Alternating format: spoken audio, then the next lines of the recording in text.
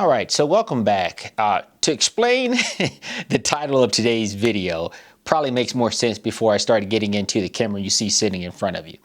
And what I actually mean is due to the increased demand for Fujifilm cameras and more, importantly, I would say more specifically, the X100, I believe that the popularity of street photography in combination with rangefinder style bodies, because they look similar to that particular camera, has actually caused the prices of other cameras to kind of skyrocket. What I've noticed is the increased prices of, like your GX series for Lumix, and the camera that I actually sold to buy this camera, the RX-100 Mark VII, which is a point and shoot.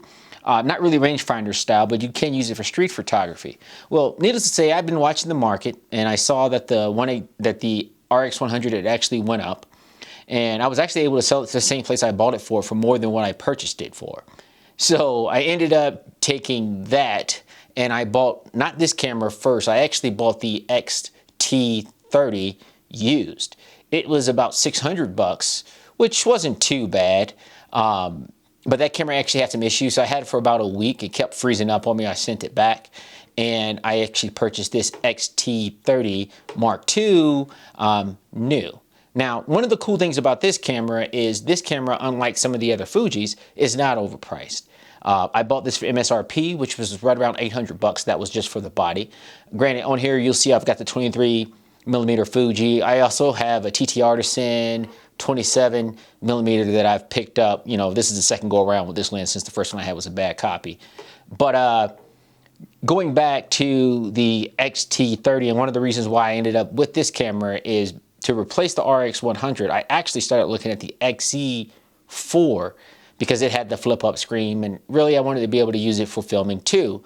But that camera has the same problem as the X100, where it is insanely overpriced. And yeah, I'm not that guy. I'm not trying to pay an arm and a leg for used equipment. I'm not even trying to pay an arm and a leg for new equipment. I'm already complaining at the actual MSRP of most cameras. So anyway, the camera that had problems, I sent it back, and I ended up buying this off of Amazon.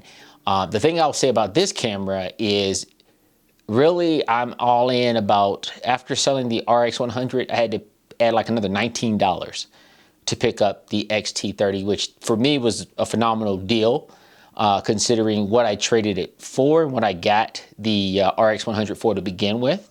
So, for me to go from that point and shoot, which is a very capable point and shoot, to this camera, it for $19 really was not a bad deal. Now, I don't know if anybody else is kind of looking at the market like that. I know at first a lot of people or I should say I was kind of complaining about the Fuji prices, and I was going to just not do it because, once again, I didn't want to overpay for anything. So I'm glad that there's not a lot of love shown to this camera right now, because for some ridiculous reason, it is not overpriced. I shouldn't say ridiculous reason. I mean, it's a great reason because some people can actually go buy it. But what I did see, though, was there were certain places that didn't have the camera in stock in certain colors. I have a store here in the Springs that actually had the silvers only, but then I saw people were trying to get the silvers, so I don't know if they haven't checked that store or not, but Amazon actually had the black, and the black is what I wanted. The main reason was because I had the silver when I ordered the used one, and it already had scratches, and it looked a lot more beat up than it actually was.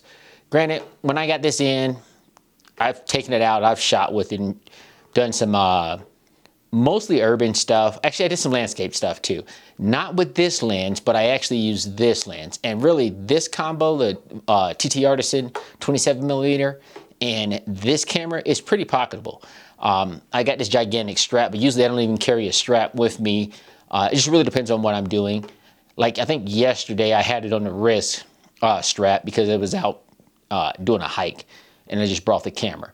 But for the most part, I've added a wrap, and that's usually just to protect it. I kind of went a little crazy with the wrap. I just figured I'd pick something a little bit different versus what I have on this camera, which is the X-T3.